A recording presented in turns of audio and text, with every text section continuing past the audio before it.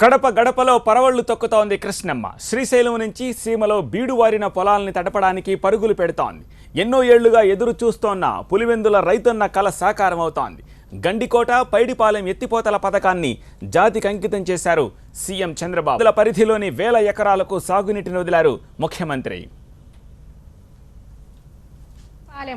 జలాశయానికి పూజలు చేస్తూ ఉన్నారు.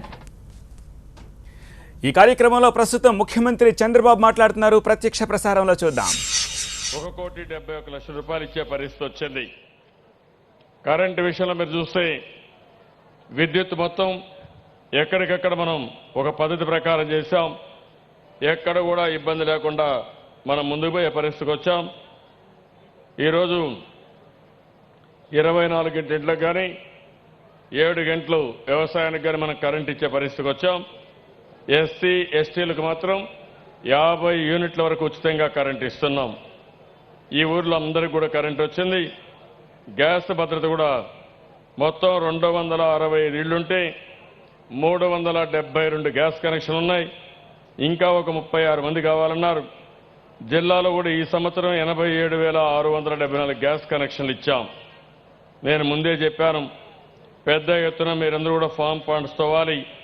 ఈ ఊర్లో తవ్వింది 23 తవ్వారు. ఇంకుడు గుంతలైతే 68 చేశారు. అంతర్గత సీసీ రోడ్లు అయితే 4 చేశారు. వ్యక్తిగత మరుగుదొడ్లు 10 కట్టారు.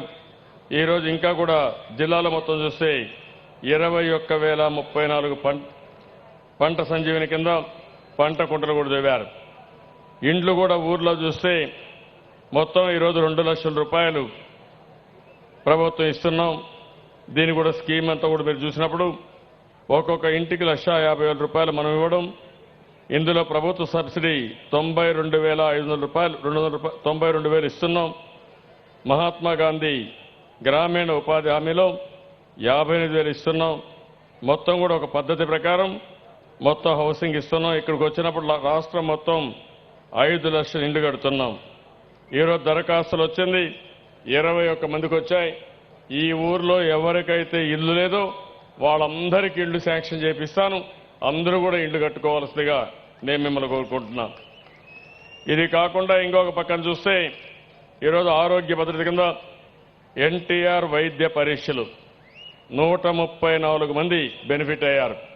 ఎన్టీఆర్ వైద్య సేవలు 18 మందికి బెనిఫిట్ వచ్చింది. 7,50,000 రూపాయలు వచ్చింది.